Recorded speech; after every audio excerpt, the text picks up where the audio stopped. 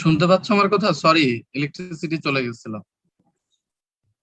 জি sir. এরকম problem হলে আবার নেটওয়ার্ক শিফট করলে প্রবলেম হতে পারে। আমি শুরু করি, তাই না? আর লেট না করি, 27 জন হয়ে গেছে। ওকে জি স্যার, শুরু করা জি যায়। স্যার। ওকে, আমার স্ক্রিন দেখতে পাচ্ছ ক্লিয়ারলি? জি স্যার। জি স্যার, ক্লিয়ারলি। ওকে, আজকে আমরা স্যান্ডবক্স থেকে হ্যাঁ সরি ক্লিয়ার। ওকে, আমাকে একটু বলো যে ক্লিয়ার কিনা। জি sir. Okay good, good morning. আজকে আমরাও স্যান্ডবক্স এর বই থেকে পড়বো। তো আমরা পড়বো হচ্ছে composition and classification of sedimentary rocks. Basically আমরা স্যান্ডস্টোনের ক্লাসিফিকেশনটা দেখবো এবং কম্পোজিশন দেখবো। আমরা এতদিন পড়েছি যে তোমরা দেখেছো যে যে কোনো রকের ডেফিনেশনই হচ্ছে যে এগ্রিগেটস অফ মিনারেল, তারপরে আরো কিছু আছে সেটা আমরা না গেলাম। তো এই এগ্রিগেটস অফ মিনারেল, সো এই এগ্রিগেটসটা কি, তাই না? এটা খুবই ইম্পর্টেন্ট। তোমাদের ইমদাদের আম্মু খুবই অসুস্থ আছে, ও মেসেজ দিয়েছে, কিন্তু আমাদের এখনো ওকে, তার আম্মু ভালো থাকুক, উই আর ট্রাইং। তো আমরা আজকে এই সেডিমেন্টারি রকের যে মিনারেলজিক্যাল কম্পোজিশন সেগুলো কি থাকে সেটা একটু আমরা জানবো। কারণ একটা রক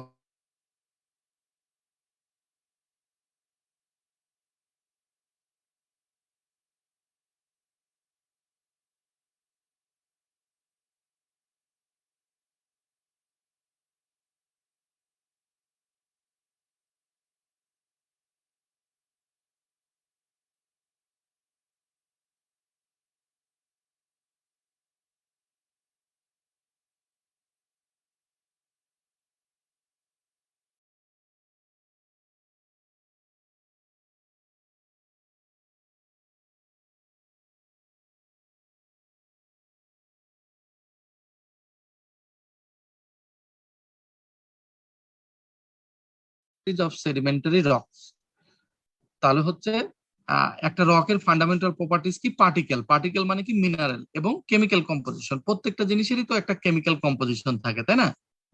তাহলে পার্টিকেল এবং কেমিক্যাল কম্পোজিশন হচ্ছে fundamental property of rock. Okay, so that allow us to distinguish one kind of sedimentary rock from another and that provide additional information about the history of the rock.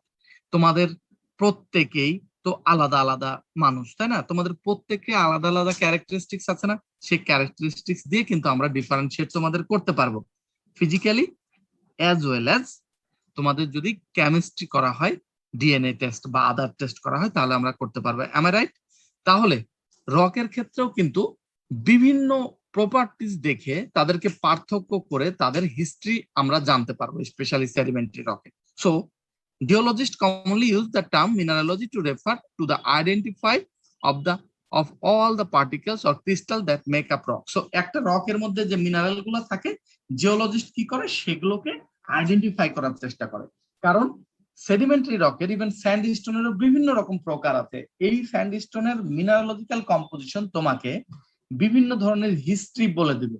So একটা স্যান্ডস্টোনের মধ্যে এত percentage quartz, এত percentage feldspar, এত percentage মাইকা থাকলে পারে আমরা বলবো এই রক থেকে ডিরাইভ হয়েছে, বা এত পার্সেন্টেজ থাকলে বলবো যে ওই রক থেকে ডিরাইভ হয়েছে। এই জিনিসগুলো জিওলজিস্টরা করে, সে তোমরা করবা, আমরা এটা জানবো। The mineralogy of sandstones for example is dominated by particulate silicate grains such as quartz and sulfur. Similarly, limestone are composed mainly of the carbonate minerals calcite and aragonite. আমরা, তোমরা যদি একটা স্যান্ডস্টোন দেখো তাহলে দেখবে ওখানে কোয়ার্টস এবং feldspar বেশি থাকবে, কিন্তু যদি তুমি লাইমস্টোন দেখো তাহলে পরে থাকবে কার্বনেট মিনারেল, যেমন ক্যালসাইট, অ্যারাগোনাইট। সো এই মিনারেলের কম্পোজিশনের ভেরিয়েশন দেখেই আমরা বুঝতে পারবো এটা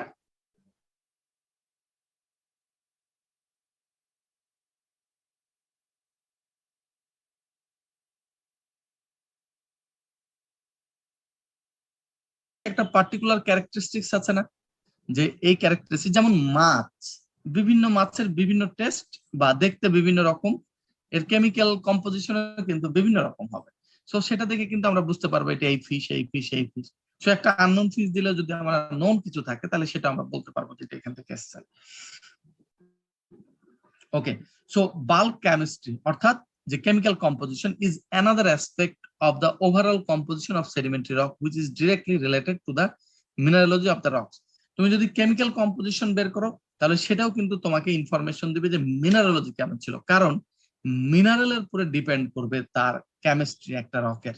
So sedimentologists have traditionally been more interested in mineralogy than in bulk chemistry because they consider mineralogy to be more useful than chemical composition characterizing and classifying sedimentary rocks and in interpreting their geologic history. So আমরা কি করতে পারি যে সেডিমেন্টোলজিস্টরা এই কারণে, যেহেতু chemistry chemical composition of sedimentary rock হচ্ছে related কার সাথে, মিনারোলজির সাথে, তাই মিনারোলজিটাই একটা রকের জন্য বেশি ইম্পর্টেন্স পেয়েছে সেডিমেন্টোলজিস্টদের কাছে, কারণ মিনারোলজিটা সব থেকে ডিরেক্ট ইন্টারপ্রিটেশন দিবে একটা রকের জিওলজিক হিস্ট্রিতে। কার থেকে বেশি দিবে? কেমিস্ট্রির থেকে বেশি দিবে। কিন্তু কেমিস্ট্রিও কিন্তু আস্তে আস্তে ডে বাই ডে, মাইক্রোস্কোপের স্টাডিটা আগে শুরু হয়েছিল, কেমিস্ট্রি স্টাডিটা পরে শুরু হয়েছিল বলে মাইক্রোস্কোপিক স্টাডিটা মিনারোলজিক্যাল স্টাডিটা বেশি ইম্পর্টেন্স পেয়েছিল। কিন্তু পরবর্তীতে কেমিস্ট্রিও যখন বিভিন্ন অ্যানালাইটিক্যাল মেশিন আসে তখন জিও কেমিস্ট্রি দিয়েও সেডিমেন্টারি রকের হিস্ট্রি নির্ণয় করা যায়। তাহলে আমরা এখান থেকে জানতে পারলাম যে একটা রকের মিনারোলজিক্যাল কম্পোজিশন এবং এই রকের কেমিক্যাল কম্পোজিশন দুইটা দিয়েই একটা রকের হিস্ট্রি নির্ণয় করা যায়। কেমিক্যাল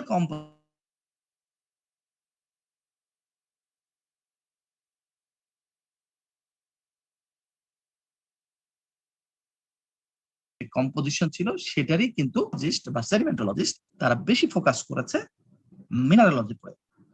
আমার কথা কি শুনতে পাচ্ছ? আমার ইন্টারনেট আনস্টেবল দেখাচ্ছে। মাঝে কিছুক্ষণ শুনতে পাইনি স্যার। স্যার মাঝখানে অফ হয়ে গেছিল কিছুক্ষণের জন্য। ও আচ্ছা আচ্ছা, যখনই অফ হবে তোমরা একটু নক দাও আমাকে। হ্যাঁ আচ্ছা, তো আমি যেটা বলতেছিলাম যে মিনারোলজি এবং কেমিস্ট্রি অলমোস্ট সেম, কারণ মিনারোলজির পুরোই ডিপেন্ড করবে একটা রকের কেমিস্ট্রি। সো আমরা জিওলজিস্ট বা সেডিমেন্টোলজিস্ট বেশি ফোকাস করি মিনারোলজির পরে, কারণ মিনারোলজিটা আমাদেরকে জিওকেমিস্ট্রির ডেটাটা দিবে। সো বর্তমানে প্রথম দিকে তো মাইক্রোস্কোপ মানে পেয়েছিলাম আমরা, তো মাইক্রোস্কোপটা আসার ফলে মাইক্রোস্কোপিক স্টাডি মিনারোলজিক্যাল স্টাডি বেশি হয়েছে। তারপরে আস্তে আস্তে ডে বাই ডে মডার্ন যুগে আসতেছি আমরা, আস্তে আস্তে কেমিক্যাল কম্পোজিশন নির্ণয় করার জন্য, অ্যাকুরেট কেমিক্যাল কম্পোজিশন নির্ণয় করার জন্য আমরা মেশিন পেয়ে গেছি, যেমন এক্সআরএফ, আইসিপিএমএস, এগুলো দ্বারা এখন কেমিস্ট্রি করতে পারি। সো আমরা কেমিস্ট্রি এবং মিনারোলজি দুইটা দিয়েই আমরা একটা রকের সেডিমেন্টারি রকের হিস্ট্রি নির্ণয় করতে পারি। ওকে, তোমরা দেখো এই একটা ফিগার দেখতে পাচ্ছ? ফিগারে দেখো, উপরের ফিগারটা হচ্ছে triangle Q F L. Q মানে কোয়ার্টজ, এফ মানে ফেলসপার, এল মানে লিথিক, আর এটাতে আছে কিউ এম এফ এল টি।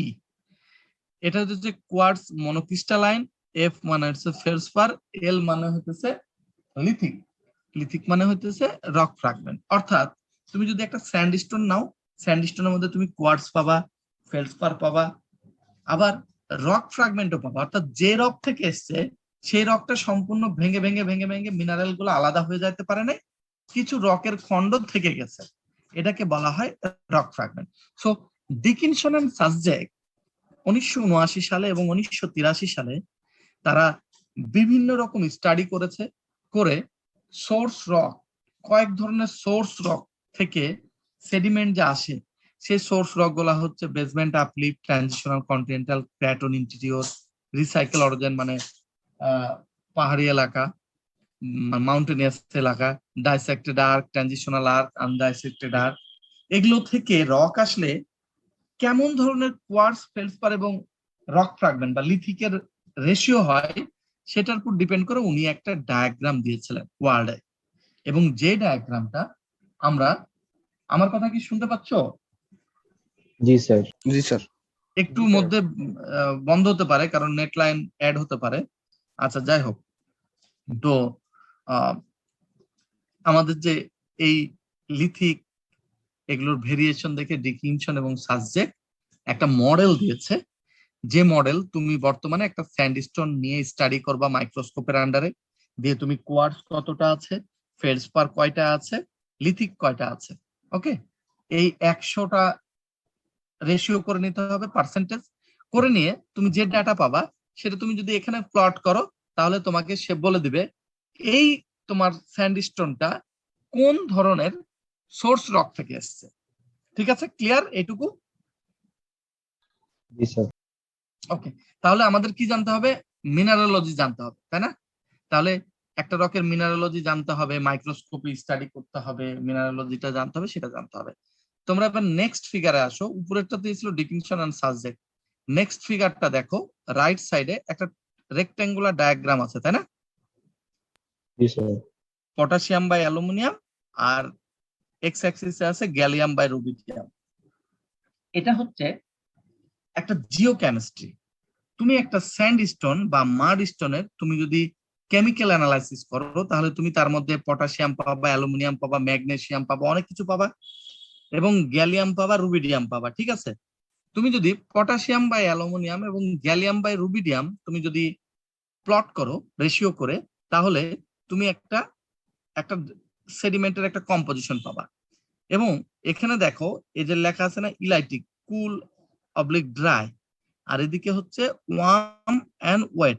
তার মানে সেডিমেন্ট যেগুলো এইদিকে প্লট হবে, তার মানে এই সেডিমেন্টটা হট এন্ড হিউমিড ক্লাইমেটে ডিপোজিট করেছিল, ওকে। আর যদি সেডিমেন্টটা এইদিকে প্লট হয় তাহলে এটা হচ্ছে কুল এন্ড ড্রাই ক্লাইমেটে ডিপোজিট করেছিল। পরিষ্কার? জি স্যার। আচ্ছা, জি স্যার। এই হ্যাঁ বলো, কিছু বলছিলা কেউ? ওকে, এটা দিয়েছিল ডিকিনসন এন্ড সাজেক প্রোভানেন্সের ক্ষেত্রে। আর এই ডায়াগ্রামটা আমার দেয়া, আমার পিএইচডি টাইমে আমি এই মডেলটা ডেভেলপ করেছিলাম, যার কারণে আমি এখানে অ্যাড করেছি যে ক্লাইমেট ডিটেকশনের জন্য বর্তমানে এটা ওয়ার্ল্ডে যারা রিসার্চ করতেছে তারা এই ডায়াগ্রামটা ইউজ করে তাদের সেডিমেন্টটা প্লট করে দেখে যে কোন ধরনের ক্লাইমেটে ডিপোজিট করেছে, হ্যাঁ, কোল্ড ক্লাইমেট না warm climate. Okay, Roy and Roger. Okay, so sedimentary rocks composed mainly of silicate particles derived by the weathering breakdown of older rock and by pyroclastic volcanism are called siliciclastic sedimentary rocks. So sedimentary rock আর বলার কিছু নাই, এটা আমরা আগেও দেখেছি, বলেছি। এগুলো কি কি আছে? Sandstone conglomerate shale compose member of this group. The siliciclastic sedimentary rocks make up roughly 3/4 of all sedimentary rock. Siliciclastic rock হচ্ছে sedimentary রকের 3/4 of all sedimentary rock in the geological history, and they are present in the sedimentary succession ranging in race form. এটা তোমাদের আগে আমি পড়াইছি। They are of a special interest to geologists as indicator of earth history. The texture and structure provide important information about the ancient sediment transport and depositional condition. আমার কথা শুনতে পাও? জি sir. জি স্যার। পেট্রোলিয়াম জিওলজিস্ট আর special interested in sandstone because বেশিরভাগ ওয়ার্ল্ডের reserve গুলো আছে স্যান্ডস্টোনের মধ্যে। আর শেলের ব্যাপারেও জিওলজিস্টরা ইন্টারেস্টেড, কারণ শেলের মধ্যে সোর্স রক, অর্থাৎ এখানে পেট্রোলিয়াম জেনারেট করে। তোমাদের যখন থার্ড ইয়ারে হোপফুলি পেট্রোলিয়াম আছে, আমি জানি না সেকেন্ড ইয়ারে আছে নাকি তোমাদের পেট্রোলিয়াম কোর্স? নাই, তোমাদের থার্ড ইয়ারে পেট্রোলিয়াম কোর্স আছে, ওখানে তোমাদের পড়াবে যে শেল হচ্ছে ওখানে কুকিং হয় অয়েল এবং গ্যাস, এবং পরবর্তীতে কুকিং হওয়ার পর এটা মাইগ্রেট করে স্যান্ডস্টোনের মধ্যে যে রিজার্ভার হিসাবে স্যান্ডস্টোন কাজ করে এবং সেখানে থাকে। সো এই চ্যাপ্টারে আমরা কি পড়বো? যে পার্টিকেল কম্পোজিশন, মানে একটা স্যান্ডস্টোন বা শেল বা কংগ্লোমেরেটে তো পড়বো না, সেগুলোর হচ্ছে কম্পোজিশন কি থাকে, কি কি মিনারেল দিয়ে এগুলো গঠিত থাকে। তো তোমরা এমনি হ্যান্ড স্পেসিমেন করার সময় তোমরা মিনারেল গুলা জেনেছো, তারপরে আমরা মাইক্রোস্কোপে কিভাবে এটা করে সেটা, এবং আমরা এই চ্যাপ্টারে জানবো যে একটা স্যান্ডস্টোন কি কি মিনারেল দ্বারা গঠিত, এবং এই স্যান্ডস্টোনটা এই মিনারেলের কম্পোজিশনের উপর ডিপেন্ড করে আমরা কিভাবে এটা ইন্টারপ্রেট করবো। জিওকেমিস্ট্রিটা সম্পর্কে আমরা জানবো না, জিওকেমিস্ট্রিটা সম্পর্কে তোমাদের থার্ড ইয়ারে হয়তো জানবো আমরা। We also briefly examine changes in composition and texture that take place owing to boreal diagenesis. আমরা boreal diagenesis ও জানবো, কিন্তু সেটা আমরা পরে আজকের ক্লাসে না, নেক্সট টুমরোর ক্লাসে আমরা জানবো। সো স্যান্ডস্টোন, তো আমরা স্যান্ডস্টোন সম্পর্কে জানার আগে একটু স্যান্ডস্টোন সম্পর্কে জানি। Sandstones make up 20 to 25% of all sedimentary rock, মানে সেডিমেন্টারি রক যত ধরনের আছে তার 20 থেকে 25% হচ্ছে স্যান্ডস্টোন। দে আর কমন, খুবই common rock in the geologic system of all ages, and they are distributed throughout the continents of earth. এটা আর্থে সব জায়গাতেই স্যান্ডস্টোন আছে। They occur in bed ranging in thickness, এটা তোমরা জানো, from few centimeter to few thick meter. Sandstone consist mainly silicate grain ranging in size from 1/16 to 2 millimeter. These particles make up the framework fraction of the sandstone. So sandstone এর যে grain গুলা থাকবে সেগুলো 1/16 two 2 millimetre পর্যন্ত হবে grain size. So sandstone may also contain various amount of cement and very fine size material called matrix, মানে sandstone. আচ্ছা, তার আগে তোমরা একটা জিনিস দেখো, লেফট সাইডে যে ছবিগুলো দেখতে পাচ্ছ, জি স্যার। একটা স্যান্ডস্টোন তোমরা যদি থিন সেকশন করো, মাইক্রোস্কোপের নিচে দেখো, তাহলে তুমি এরকম দেখবা। এই যে এগুলো দেখতেছো না, এক একটা গ্রেন, কিন্তু এটা অনেক ম্যাগনিফিকেশন করার পরে এই গ্রেন গুলা, এখানে স্কেল দেয়া আছে, এই ম্যাগনিফিকেশন করার পরে তুমি গ্রেন দেখতে পাচ্ছ।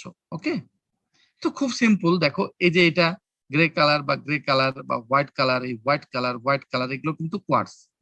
আর এই যে দেখতেছো না টানা টানা স্টাইপ, এগুলো কিন্তু ফেলসপার। ওকে, তারপর এই যে একটু ক্রিম কালার মানে অফ হোয়াইট কালার দেখতেছো না, এবং একটু কয়েকটা কালার একসাথে মিলে, এগুলো হতেছে ক্যালসাইট সিমেন্ট। তারপর এই যে এটা দেখতেছো অনেক ধরনের কালার, এটা হচ্ছে রক ফ্র্যাগমেন্ট। সো এইরকম।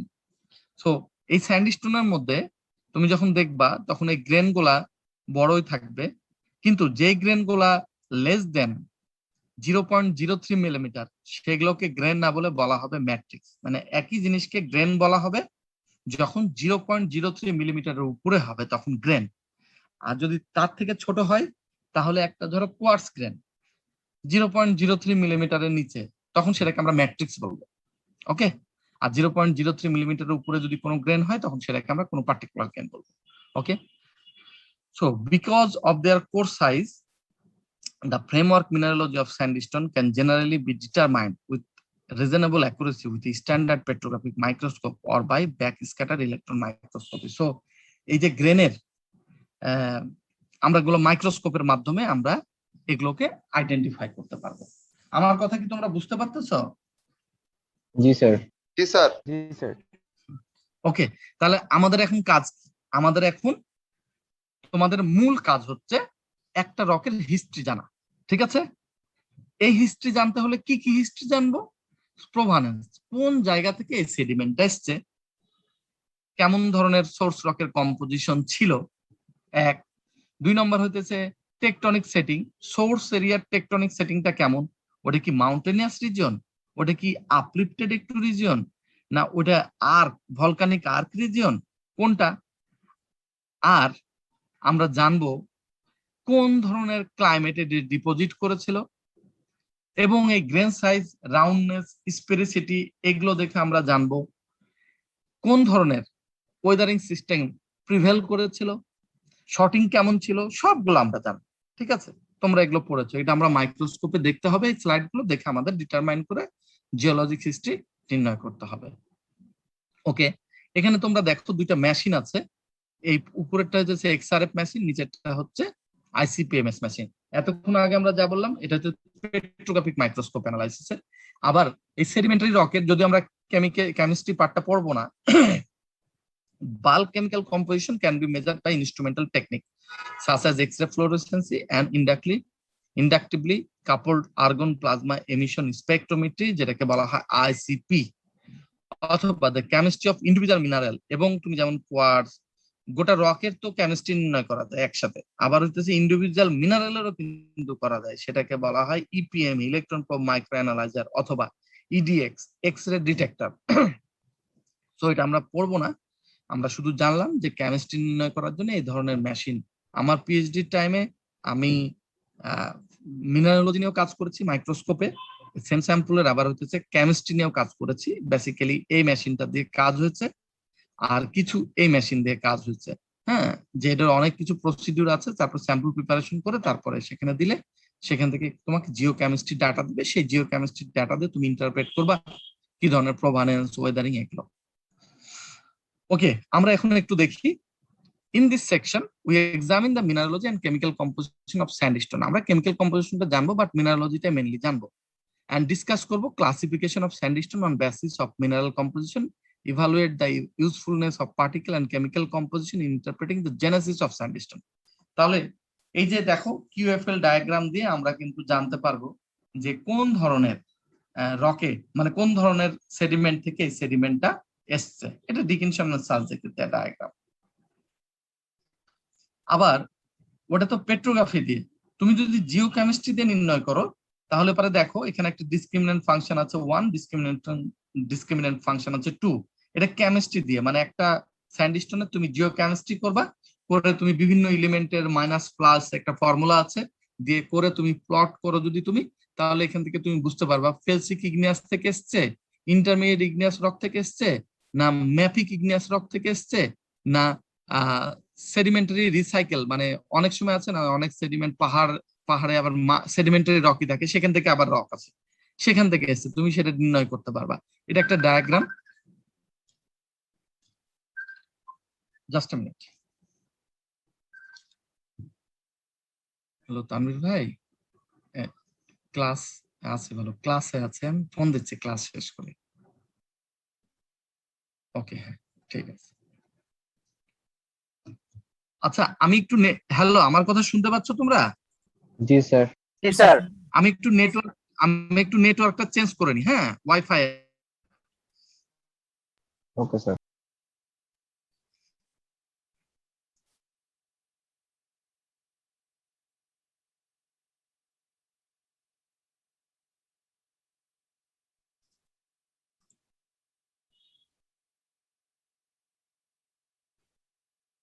এখন কি আমার কথা শুনতে পাচ্ছ? একটু নক দাও তো আমাকে যে শুনতে পাচ্ছ কিনা।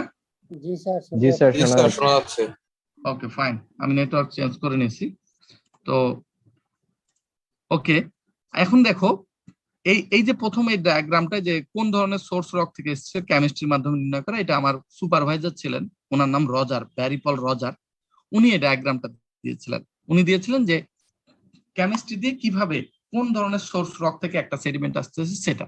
এর আগে আমি যে ডায়াগ্রাম দেখাচ্ছিলাম ওটা পেট্রোগ্রাফি থেকে, মানে মিনারোলজিক্যাল কম্পোজিশন থেকে মাইক্রোস্কোপের মাধ্যমে স্টাডি করে সেটা দেখা, সেটা হচ্ছে এই যে এই ডায়াগ্রামটা। এটা দিয়েছিল ডিকিনসন এন্ড সাবজেক্ট 1979-এ।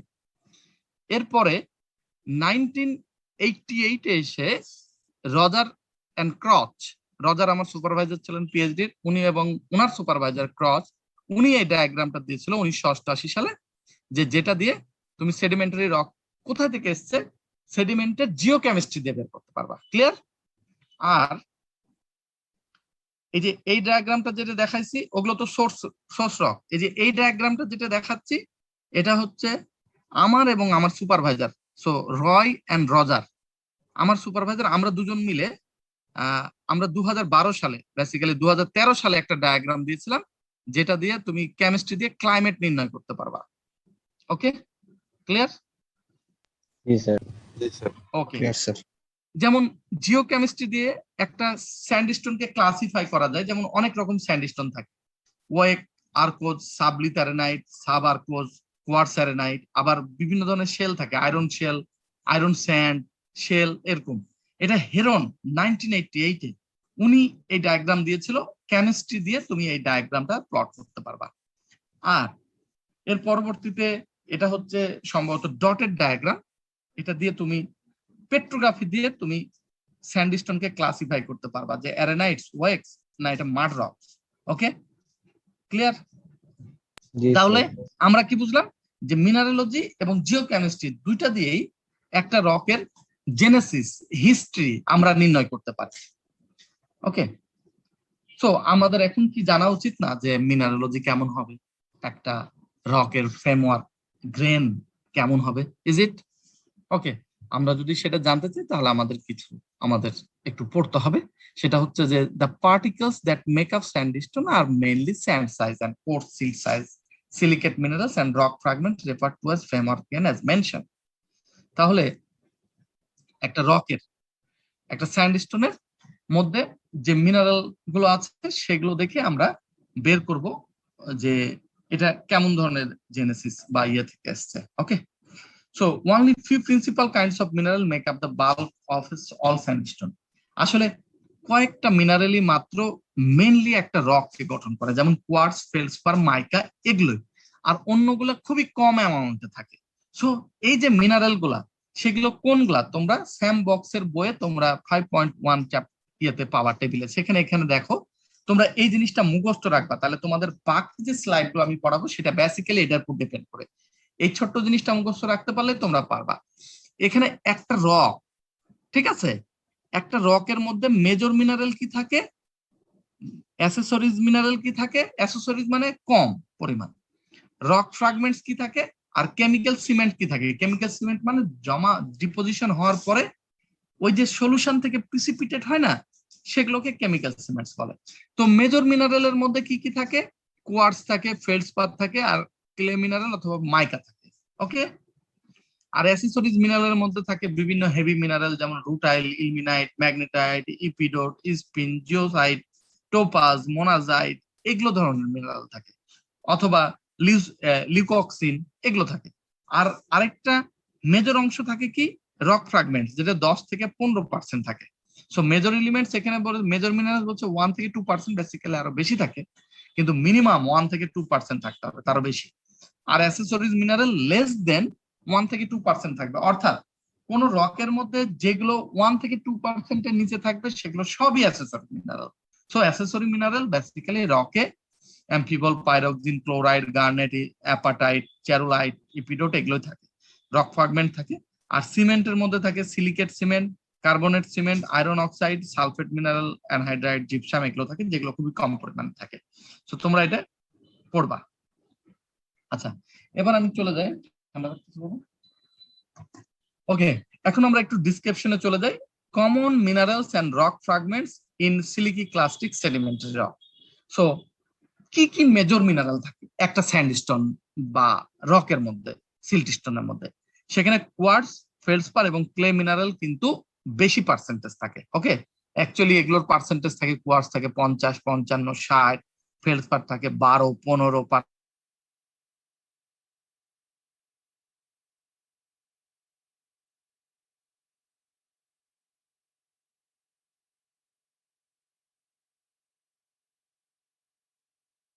মিনারেল হয়ে যেতে পারে লেস দেন 1 থেকে 2%। আর রক ফ্র্যাগমেন্টস মানে কোনটা, যেই সিলিকি ক্লাস্টিক গ্রেন গুলা, মানে একটা ধরো ইগনিয়াস রক গ্রানাইট থেকে আমার এসছে ওয়েদারিং ইরোশনের মাধ্যমে এবং সেডিমেন্টারি প্রসেসের মাধ্যমে একটা জায়গায় এসে ডিপোজিট করেছে, দিয়ে রক ফর্ম করেছে। কিন্তু এরকম হতে পারে গ্রানাইটটা কিছু কিছু তো ভেঙে গেছে, ভেঙে যে পার্টিকুলার ইন্ডিভিজুয়াল মিনারেল তৈরি করে ফেলেছে। আবার এরকম হতে পারে যে সেই রকটা কোনো অংশ একটু ভেঙে না যে ওই রকের অংশটুকু চলে আসছে, সেটাও কিন্তু ছোট, খুবই ক্ষুদ্র, কিন্তু সেখানে তুমি বুঝতে পারবে। এইরকম রক ফ্র্যাগমেন্টস 10 থেকে 15% থাকে। আর থাকে কি, কেমিক্যাল সিমেন্ট থাকে, যেগুলো প্রিসিপিটেশন করে ডিপোজিট করে। ওকে, সো এই যে কোয়ার্টজটা সব থেকে বেশি থাকে। তো কোয়ার্টজটা কেমন থাকে পার্সেন্টেজ, তোমরা এই ছবিতে দেখো যে হোয়াইট কালার দেখতেছো এটা, এবং লেফট সাইডে দেখো আমার কার্সর হোয়াইট কালার, এটা এগুলো কোয়ার্টজ। এই যে ইয়েলো কালার একটু, এটাও কোয়ার্টজ। এটা অ্যাকচুয়ালি কি, মানে কোনোটা সাদা কোনোটা ইয়েলো, আবার কোনোটা যে গ্রে দেখাচ্ছে এটাও কোয়ার্টজ। এটার কারণ হচ্ছে ডিউ টু থিকনেস, মানে যখন স্লাইডটা তৈরি করা হয় তখন থিকনেস যদি একটু কম বেশি হয় তাহলে কোনো কোয়ার্টজ দেখা যাচ্ছে কি যে ঘষা ভালো হয়েছে কোয়ার্টজের উপরে, ওটা একটু ব্রাইট কালার লাইট দেখাচ্ছে হোয়াইট কালার। আর কোনোটা একটু ঘষা কম হয়েছে সেটা ইয়েলো কালার। এটা আরেকটু ঘষতে পারলে এই সাইডটা, তাহলে এটা কিন্তু সাদা কালার হতো। দেখো তুমি নিচের ফিগার গুলা, এইটা এইটা এইটা এগুলো সবই কোয়ার্টজ। আবার এই যে এইটা বিভিন্ন কালারের দেখতেছো না, একটু গোল্ডেন কালার, এটা এটা কিন্তু ক্যালসাইট সিমেন্ট, এটা পোর স্পেসের মধ্যে প্রিসিপিটেট করে ক্যালসিয়ামটা ডিপোজিট করেছে। তোমরা এইটা দেখো, এইটা হচ্ছে হোপফুলি রক ফ্র্যাগমেন্ট হতে পারে, ক্লে মিনারেল হতে পারে, but I think this is rock fragment. Okay, কারণ ক্লে মিনারেলের মধ্যে ফেলসপার, কোয়ার্টজ সবই থাকে, তো এটা রক ফ্র্যাগমেন্ট। সো এরকম, সো কোয়ার্টজ কি, কোয়ার্টজ হচ্ছে dominant mineral in the most sandstone, এবং যেটা অলমোস্ট 50 to 60% থাকে একটা রকের মধ্যে। So it is a comparatively easy mineral to identify, কারণ মাইক্রোস্কোপের আন্ডারে তুমি যদি ইভেন তুমি মেগাস্কোপিক্যালি দেখো, বাই হ্যান্ড যদি স্পেসিমেনে দেখো, তোমরা দেখেছো যে it is really possible to identify quartz in your hand specimen. Okay, so when you will go for the petrographic examination under the microscope, if you will take the slide, then you can also identify quartz very easily, because the characteristics of identify the quartz is really easy. So tomra is basically the white color or gray color, it would be the quartz. Basically there is some trouble to identify quartz between orthoclase feldspar and quartz, but most of the cases the quartz is very easy to identify. Okay, so amra that will I will go later in discussion how to identify quartz and orthoclase feldspar. That is the differences, but first things you can identify the quartz very easily. The quartz grain in many sandstone displays some degree of rounding acquired by apparition during. So it is sometimes it may happen. The quartz kola dekho here, this one quartz is like a angular, sub-rounded. Yes, according to the shape it is sub-rounded. But if you go for this one, then you can tell this is little bit rounded. Okay, so what's the definition for the roundness and sphericity? You know, the roundness is the smoothness of edge of all the grains is called roundness. Yeah, okay, then we can go for another slide. That is, quartz can occur as a single monocrystalline grain or composite polycrystalline.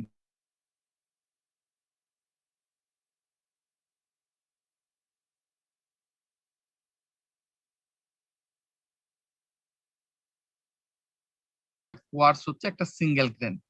ওকে, কিন্তু তুমি এই গ্রেনটার দিকে দেখো তো, আমার কার্সরটা দেখেন, যেখানে এখানে অনেকটা প্রজাপতির মতো আছে না, মানে এটা একটা গ্রেন, এটার সাথে অ্যাটাচ হয়ে আরেকটা গ্রেন আছে, তাহলে এটা তো একটা সিঙ্গেল গ্রেন, এটাকে আমরা বলবো কোয়ার্টজ মনোক্রিস্টালাইন, মানে একটাই গ্রেন, একটাই ক্রিস্টাল। কিন্তু তুমি যদি এখানে দেখো তাহলে দেখবা কি যে দুইটা ক্রিস্টাল মিলে একটা গ্রেন হয়েছে, তাহলে এটাকে বলবো আমরা পলিক্রিস্টালাইন। সো একটা সিঙ্গেল গ্রেন মানে হচ্ছে মনোক্রিস্টালাইন, আর একের অধিক যদি গ্রেন একসাথে অ্যাটাচ থাকে কোয়ার্টসে, তাহলে সেটাকে আমরা বলবো পলিক্রিস্টালাইন। তোমাদের আগে আমি বলেছিলাম যে আমি কিছু স্লাইড দেখাবো যেগুলো পেট্রোগ্রাফিক স্টাডির। তোমরা ওই যে বলেছিলাম না গ্রেন টু গ্রেন কন্টাক্ট, তোমরা এখানে দেখো গ্রেন টু গ্রেন কন্টাক্ট কিভাবে আছে। এই যে আমার কার্সরটা দেখতে পাচ্ছ, জি স্যার। এই গ্রেনের সাথে এই কোয়ার্টজ গ্রেনের সাথে এই কোয়ার্টজ গ্রেন দেখো কিভাবে আছে, এই যে আঁকা বাঁকা করে আছে না, এটাকে বলা হয় সুচার্জন। আবার তুমি যদি দেখো যে এই গ্রেন, এই যে কোয়ার্টজ গ্রেন, এটার সাথে যে রক ফ্র্যাগমেন্টের যে কন্টাক্ট, সেটা কিন্তু কি একবারে লং। এই যে এই গ্রেনটা দেখতে পাচ্ছ, এটাকে বলা হয় হচ্ছে মানে লং। তোমার যে আমাদের একটা কি টার্ম ছিল, একটা ছিল পয়েন্ট গ্রেন, একটা ছিল সুচার গ্রেন, আরেকটা কি ছিল কনকেভ কনভেক্স, আরেকটা কি ছিল লং অ্যাক্সিস গ্রেন। হ্যাঁ, কন্টাক্ট, এটা সেটা লং অ্যাক্সিস কন্টাক্ট।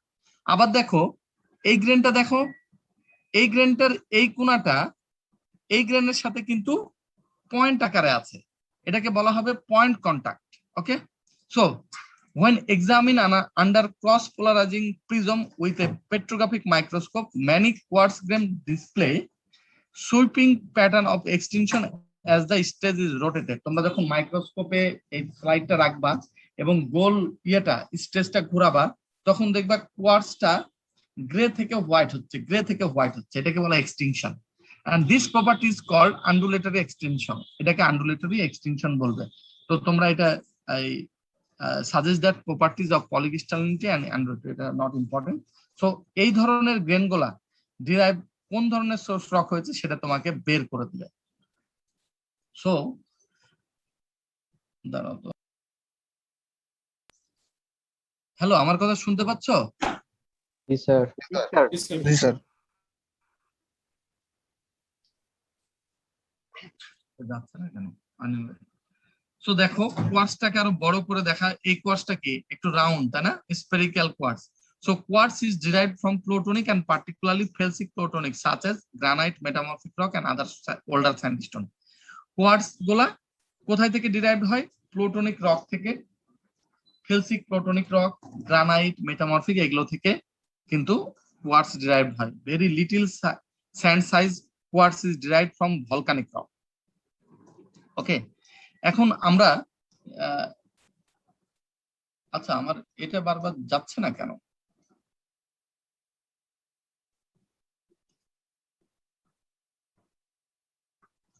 ওকে, এবার দেখো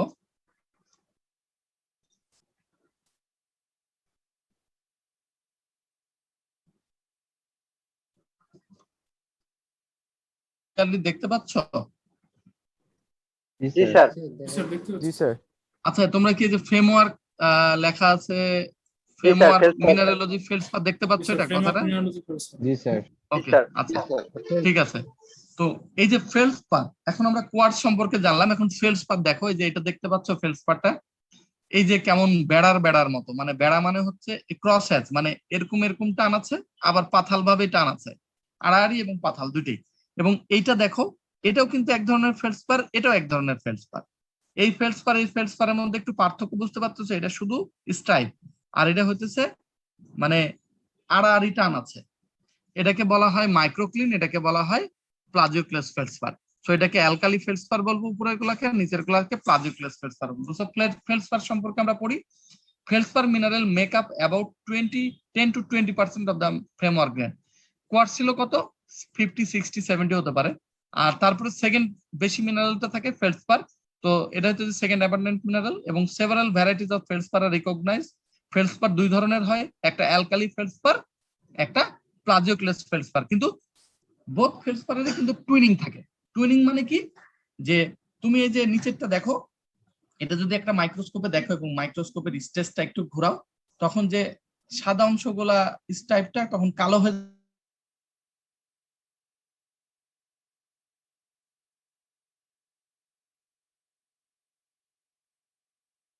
তুমি দেখবা যে সাদা অংশ কালো, কালো অংশ সাদা, এভাবে হতে থাকবে। তো এই এই এই টুইনিং গুলাকে বলবো হইতেছে, যেগুলো ক্রস হ্যাজ আছে এগুলোকে ক্রস হ্যাজ বলে, এগুলোকে বলবো অ্যালকালি ফেলসপার। আর যেটা আছে এই যে শুধু জাস্ট সিম্পল, সেগুলোকে বলবো প্লাজিওক্লাস ফেলসপার।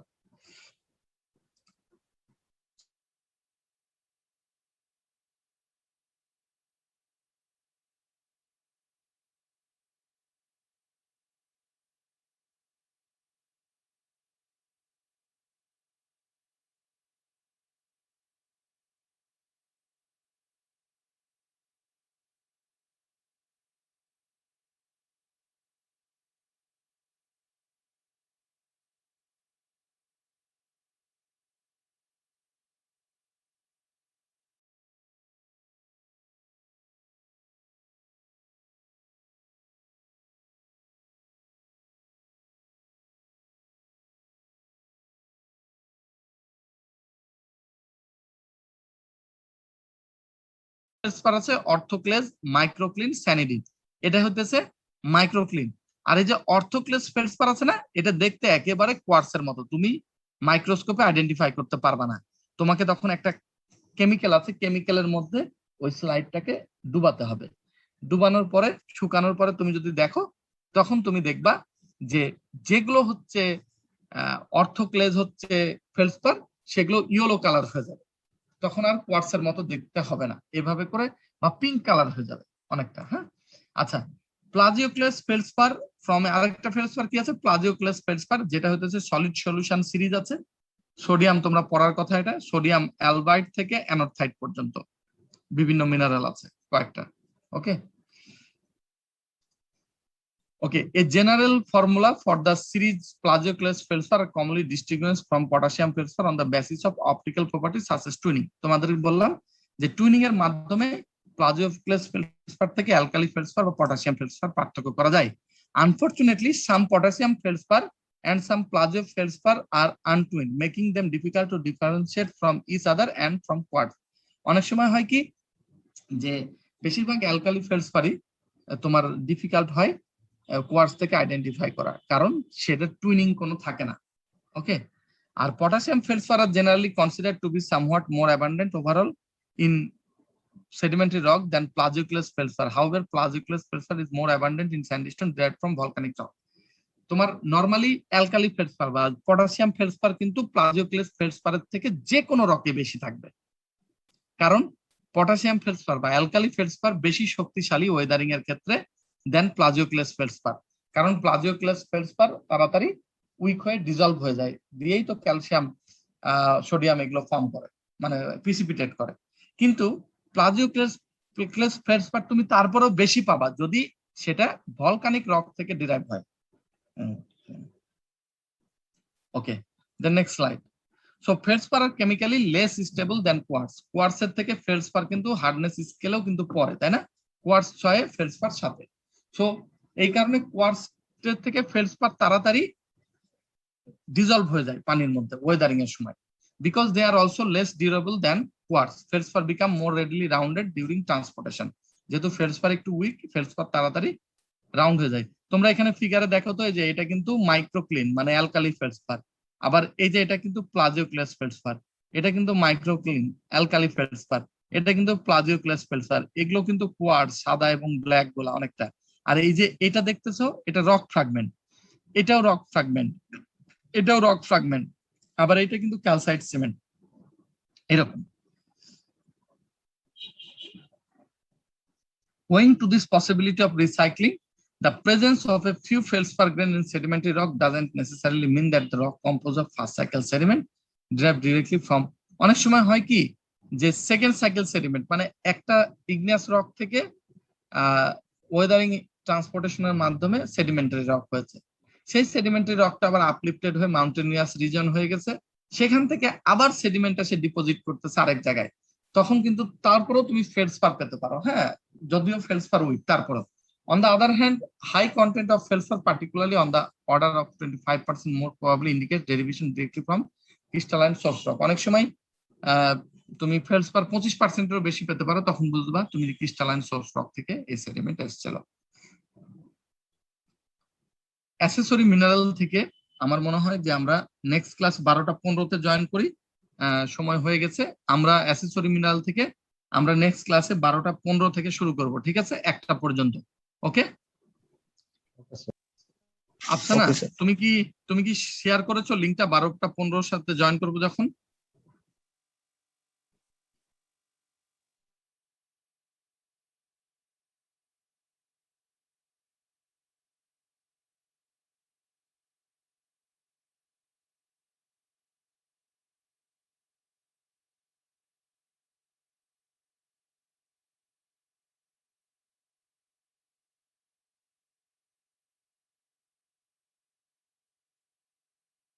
শোনো, মেজর মিনারেলটা রক ফ্র্যাগমেন্ট আর মিনারেল না।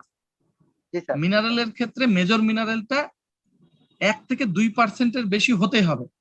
এখন এরকম হতে পারে না যে তোমার রক ফ্র্যাগমেন্টই আছে, অনেক সময় খুব সোর্স রক থেকে খুবই কাছে ধরো সেডিমেন্ট ডিপোজিট করলো, সেখানে রক ফ্র্যাগমেন্ট আছে 95%, ওকে, আর কোয়ার্টজ আছে মনে করো 2%, ফেলসপার আছে 1%, আর অ্যাসেসরি মিনারেল আছে মনে করো 0.25%, এরকম হতে পারে না? তো সেক্ষেত্রেও মেজর মিনারেল বলতে বোঝাচ্ছে মিনারেল মিনিমাম 1 থেকে 2%-এর বেশি থাকতেই হবে। যদি এর থেকে কম থাকে তখন সেইটাকেও মেজর মিনারেল বলবো না, তখন আমরা অ্যাসেসরি মিনারেল বলবো। ওকে, ক্লিয়ার? আচ্ছা, আর কিন্তু নরমালি মেজর মিনারেল বেশি থাকে। ওকে, আমরা এই আফসানা কই? আফসানা রেসপন্স করতেছ না। তোমরা কি সবাই লিংক পেয়েছো? জি স্যার, পাইছি স্যার, আমরা লিংক দেওয়া হয়েছে স্যার। আচ্ছা, তাহলে আমরা 12টা 15-তে জয়েন করতেছি আবার। ওকে জি sir, okay sir. Good by.